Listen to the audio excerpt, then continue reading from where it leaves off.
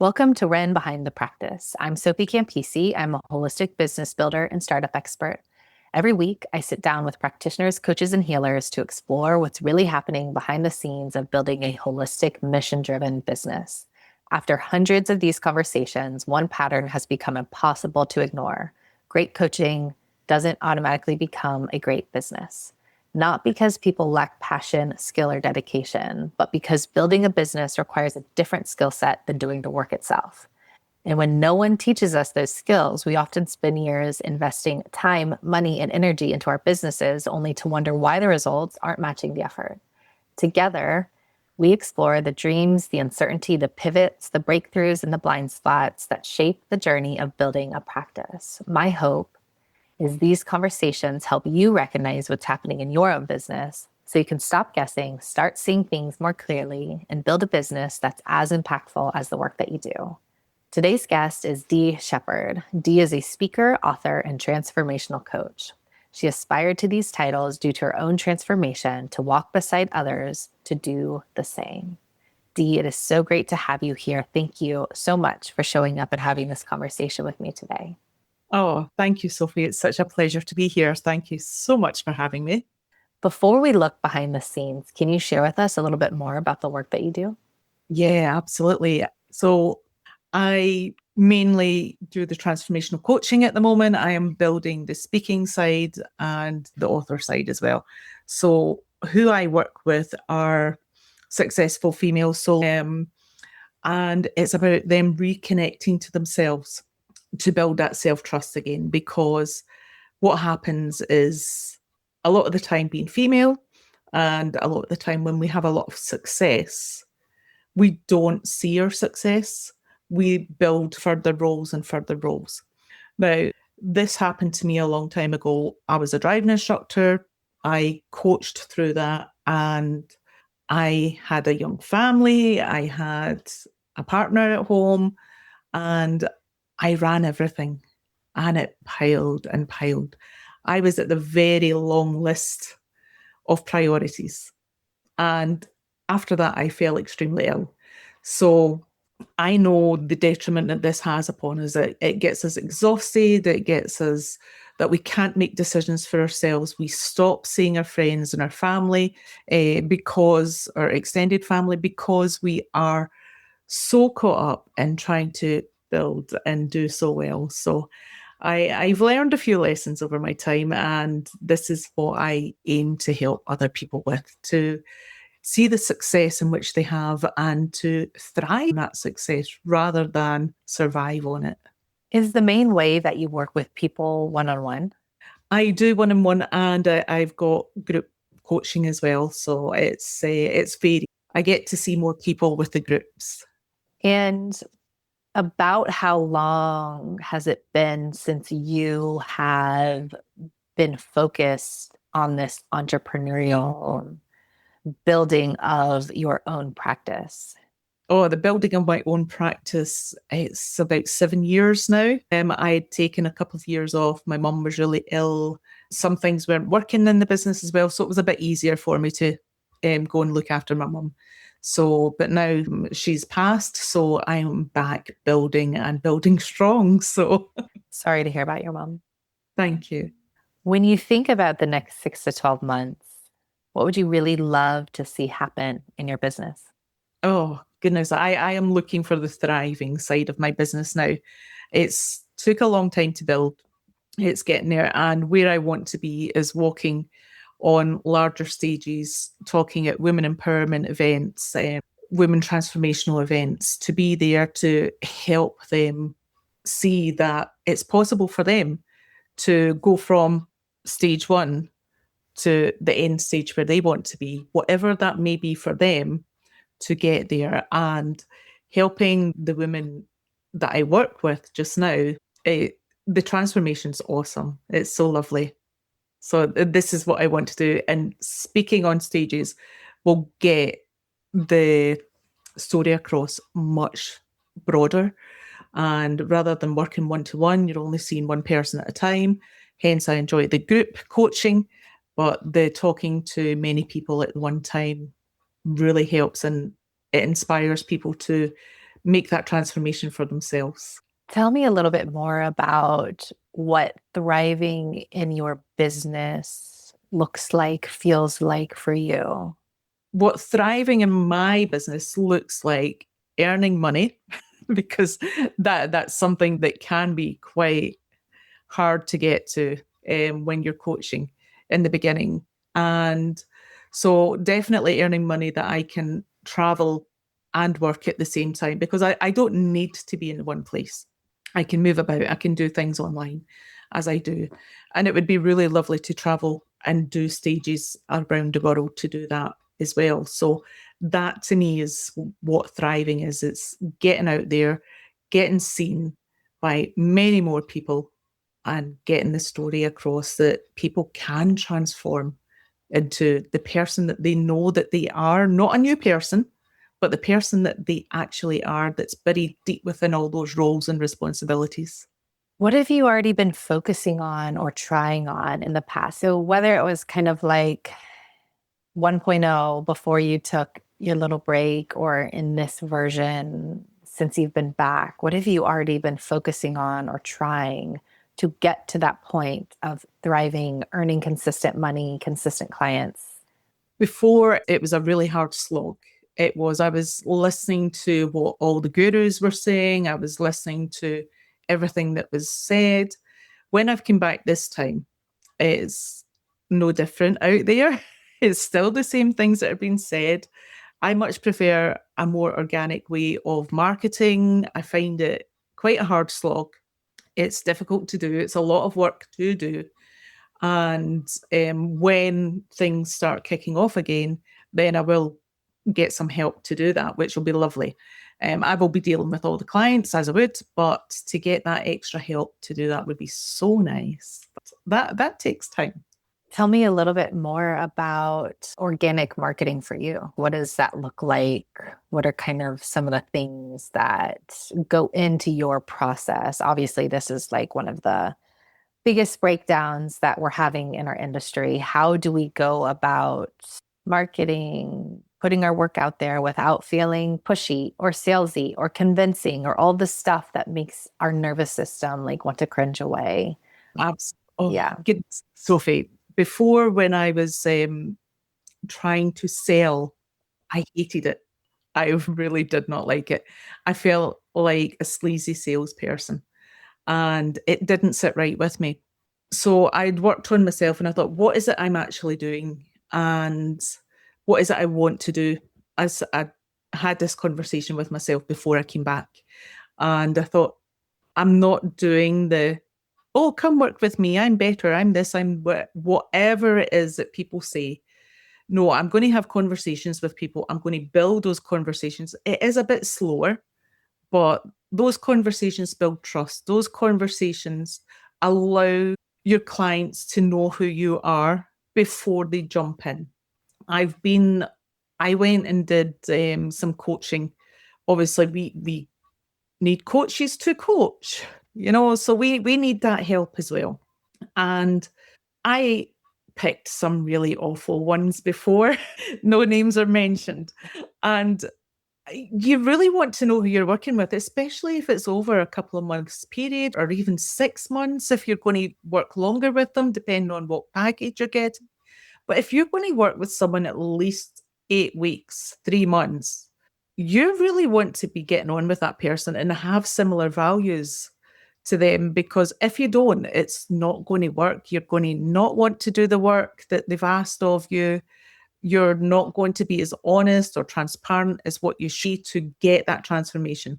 And really, it's not about the coach that you're working with, it's about the client themselves and how far they can get and all that, those. Absolutely. I mean, you brought up a few really important, amazing things here that don't often get talked about and don't often get the spotlight. But one of those things, and you and I talked briefly before we started, but it's choosing to invest in your business, invest in your work, especially if it's a higher dollar amount, if it's going over several months, like the risk is there. We need to be asking better questions. We need to be vetting better. We need to have if you these are pretty serious things, right? Like we go into this often having mission driven work. And I hear people say this all the time. And I lived this for so many years thinking I'm in alignment, so it's going to work. Like it's just all going to come together because I know I'm meant to be doing this work. Right. Okay. Well, Yeah. that often has us make not great decisions because we believe so much and we're very trusting and but this is something that often happens is we invest a lot of money into things and we might not know the questions to ask, but if you are going to invest, like make sure, like you're saying, that you have ChatGPT now, so that helps. It can help you come up with questions, but ask questions. Be really clear about what you will get from this service. If someone is not willing to answer those questions or shies away or can't answer them, even if they're well-meaning, it's just probably not a great thing for you because a ton of people have invested in just like long-term consistent coaching. But if you ask someone, hey, what am I going to get from it? If they don't really know how to answer that question, it's probably just not a great investment for you at this time. Again, even though they're well-meaning, but a lot of the stuff that people are giving us stuff that like you don't need to pay for someone to be like giving you that advice. So if someone doesn't know really clearly, hey, this is the point A, this is the point B, this is where you're going to get money back guarantees are often like really important, not the end all be all, but like that is usually like something to look for. But certainly just like, hey, at the end of this, what can you get? Of course, we can't guarantee results, but we can say, hey, I have a pretty strong degree of certainty or confidence, but this is absolutely what my process gets you to from this point to this point. This isn't talked about nearly enough because a lot of people are and have invested in coaches that were very expensive and they didn't really get anything. And now I hear people say this all the time. Well, I invested in so much and it didn't get me anywhere. So now I just need to do it on my own. And for me, I'm like, no, I'm like, no, like don't do it on your own, but ask better questions, find better resources because entrepreneurship is incredibly difficult. You don't want to just be in a silo thinking, going off of like, I know it's going to come together because I'm meant to be doing this work, but certainly be asking better questions before you hire people. Very much so. The questions are highly important because you'll hear all the hype. You'll think, oh yeah, everyone knows them. They're well known. That goes for nothing. Goes for nothing. No, I mean, pretty much every single person I've talked to, not just on this podcast. I mean, I'm coming close to 100 episodes, but all of the other dozens and hundreds of people that I talk to, almost every single one has a story like this of I've invested and I've hired and I have made the decisions and none of it worked. I invested in the big names. I spent 10,000 on this course, 30,000 on this course. I finished with nothing. One of my clients, actually, this person wasn't on the podcast. This was a client that was like, I didn't get anything, but at least I trauma bonded with some people that like I became really friends with. And I was like, yeah, that's not what we should be getting for $30,000 is a trauma bond with other people that just totally feel burned. Yeah, it's awful. There's too many stories out there. There's too many charlatans out there that just want to take your money. And as you said, Sophie, it's when you are purpose driven, it's so easy to go and trust people, and I've got a really, really good intuition and I've still been burned. And most people that are purpose driven and they are more spiritual and they're on that wavelength, they're very trusting and they have got good intuitions, but it still happens. Absolutely. I've talked about this in several episodes, but certainly episode 80 with Nicole, we talked about this a lot. But just like you, it's like I'm a really good judge of character and I've been really burned. I'm also not a hype person. So if someone's selling hype, like I'm not going to go for it. So that's part of what went into me even becoming and doing what I do is I'm like, I am a good judge of character and I'm hiring people that I truly believe. And I think they really do think that they can help me, but they don't. But also something that goes into this is we're so trusting and we have such high quality work that we often project that. And it often kind of will just miss us because it's part of why it's really easy for us to get into abusive relationships, or, I was really easy to cheat on in my younger years. I ended up in bad relationships. That was certainly a shadow side of my own journey and path. It's like, because I never, ever assumed that anyone would ever be doing that. I'm not going to be like thinking, and they always say, like, air quotes, cheaters are the most suspicious of other people cheating. It's like, Yeah.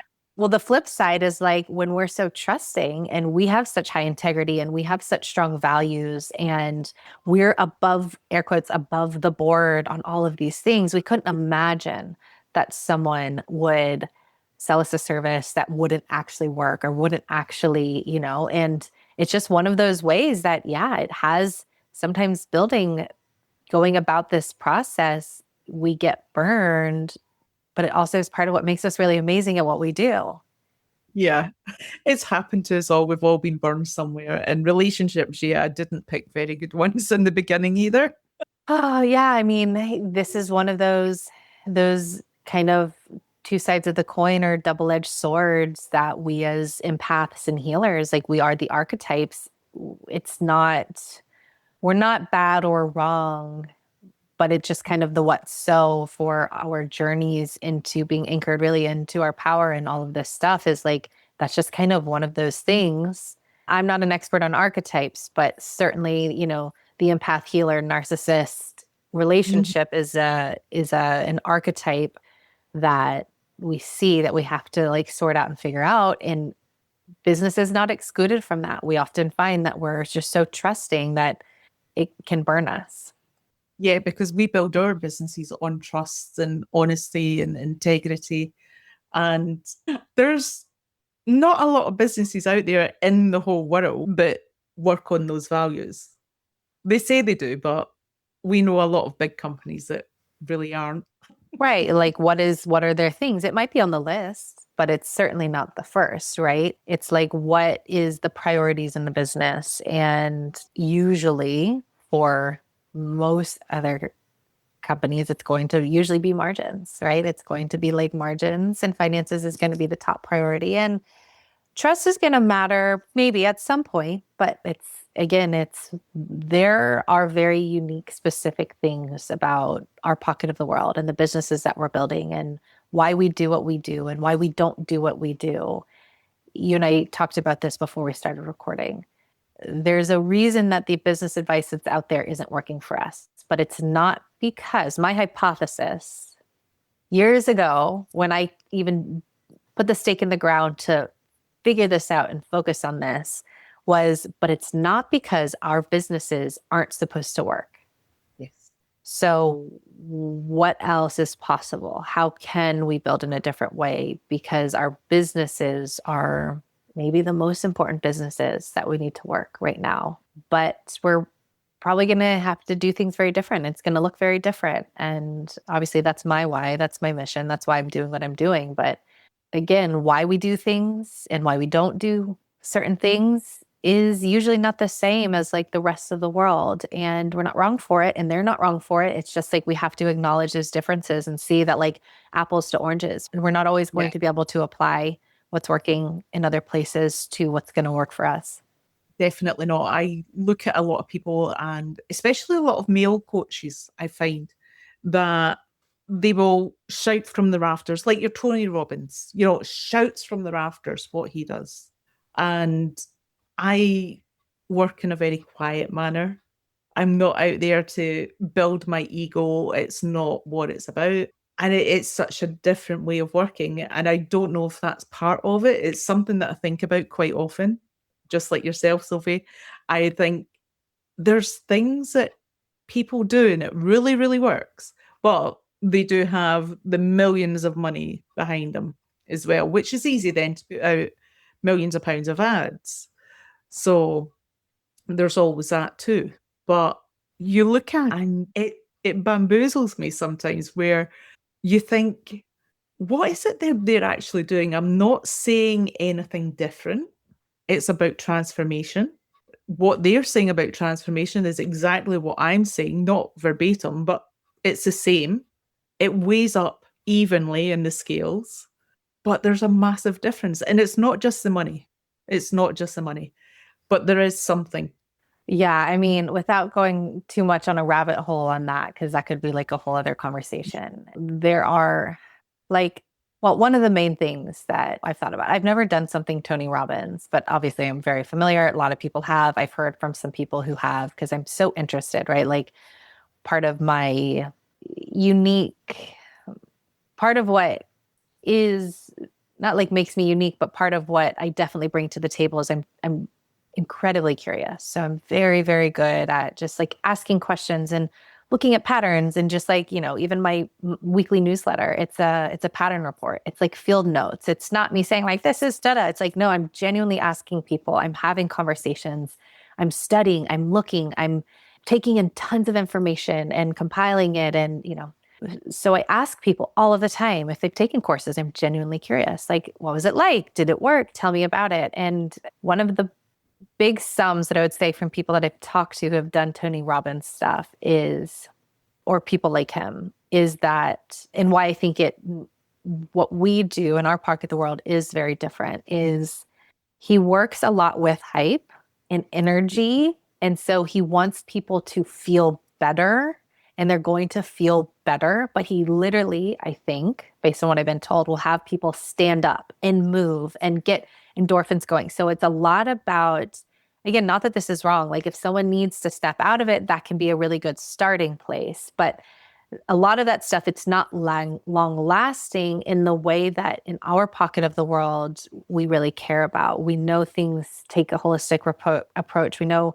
transformation and actually being committed to this path take a long time. So a Tony Robbins thing is kind of like doing psychedelics or going for an ayahuasca, but then not having anything else to anchor into after. Yeah. It's like you will get something from it, certainly. You'll get, even if it's just a wake up, it's an opportunity to start real lasting change.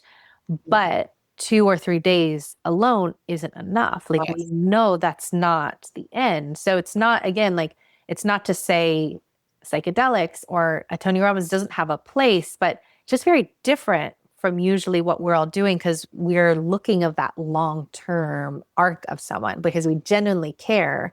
Hey, I want this to be lasting. I want you to really actually, right? Like we walk the walk, we really care about it. So I think that's one of the things that I've also seen is it's like, it's just, they're playing a different game.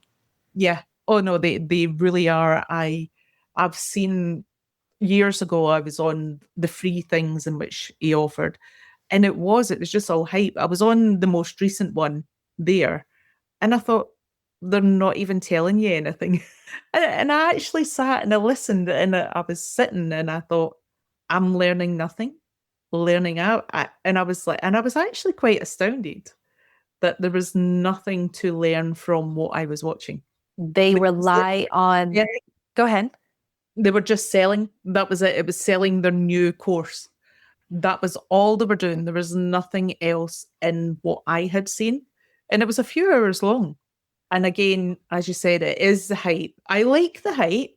I think it's really, really good, especially if you're on stage and you're about to go on. There's some good music. It hypes you up to go on and give a good job. And it hypes the people up so that they're all waiting on you coming out. And that's a great build up. But to get to the nitty gritty, I want to be able to sit or to stand on stage and be able to give something there and then to everyone. I don't want to go, this is what I can do for you, and then walk away. That doesn't please me. Totally. And some of the things that you're acknowledging are great. It's, are the things that they rely on and not in a negative way necessarily, but they rely on the not just the hype, but the collective. It's a lot of people, that energy, you feel it. You're connected in that space, music, excitement. Some of the best things about what make us human is like getting together in spaces and feeling our emotions and music on all these things. Again, like that's part of why those things work and keep working is it makes people feel good. And that's the goal. But those of us in our pocket of the world that are like, wait a second, but we really care about the transformation. We're like, but it's missing everything else. Like it doesn't have the follow up, like the depth is missing, but that's just part of also being at the scale that he is. Again, it's apples to oranges. Like you just can't compare it, but the depth is missing. The thing that all of us in our pocket of the world are brilliant at is usually what's missing the mark in those big things. So people will bite, Yeah. but then they won't get the depth that we're like, that's what will carry it. That's what will make the long-term difference. Because a lot of those people that go to the Tony Robbins stuff, again, they'll jolt out, just like psychedelics, if you just do it once, but then you go back in and you never make any other changes or you don't get long-term support, you're going to go back into the same habits, the same grooves are going to. So it's an opportunity for change, but it's not necessarily change itself because we know that that does take time and a different approach. Yeah, very much so. And a couple of hours isn't ever going to do it. When you look at everything you've done and everything that you've tried, does it feel like the results have matched the effort when it comes to your business? Honest answer, no. I, even the last couple of weeks, I've been building the website and I did it myself. I'm not techie and I was running round in circles like a headless chicken, hitting my head off of brick walls, not knowing the language of how to do websites, even though they're meant to be simple. It's not my language.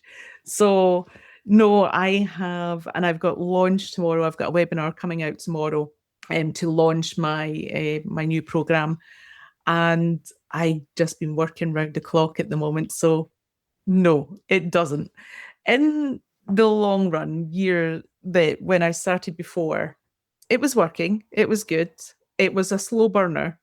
So this time round, I've decided it's not going to be a slow burner. I've written my book. I've just to self-publish that now. Hence, I can say I'm an author because it's written. So it's just to be published. And I do speak. So that's there. I wasn't doing so much of the speaking before. I was doing a lot of the podcasts. So the podcasts are happening so I can get on the stages. And I just feel that amount of work that we put into producing our packages, our programs, what we do for our clients behind the doors that they don't see. Because I will sit before I work with a client, I will look at what I know about them, ask all their questions on the discovery call, and then go and do a plan for them that fits within the program. If it doesn't fit within the program, it doesn't fit for them. If we don't fit together, I don't work with them. And that's time that you spend for nothing doing that for people. So there's a lot of time that you don't get paid for doing what we do. And a lot of the time we are one person and we do all the roles. We are marketer, we are salesperson, we are finance, we are everything. We are the coach, we are the speaker, we are the author.